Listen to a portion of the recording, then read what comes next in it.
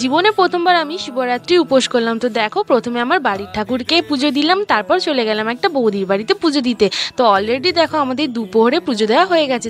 আর উপোস তো করে নেব, কিন্তু রাত জাগাটা না অনেক কঠিন লাগে। আর সেই রাতে ঘুম যাতে না আসে তার জন্য আমরা চলে গেলাম আমাদের এখানে একটা বিখ্যাত পুজোর ওখানে। মানে ওখানে না ঠাকুর তুলে পুজো করা হয়। আর প্যান্ডেলটা শুধু দেখো কতটাই সুন্দর। আর একদিকে চলছিল আরতি, আর কুয়াশা যাতে না পড়ে না, ওপরে একটা তিরপল খাটিয়ে দিয়েছিল সবার মাথায়, কারণ সবাই তো উপোস করেছিল তাই জন্য। আর তারা তো পুজো দিতে গেছিলো। আর তারপর একদিকে দেখো কীরকম ডান্স করছিল। আমাদের না একটুখানি ডান্স করতে ইচ্ছা করছিল, কিন্তু ওটা অন্য জায়গা তো তাই ডান্স করতে পারিনি। তারপর আমরা আরেকটু ডান্স দেখলাম, আর ডান্সটা না অনেক সুন্দর করছিল ওরা। এত সুন্দর ডান্সার আছে আমাদের এখানে আমি জানিই না।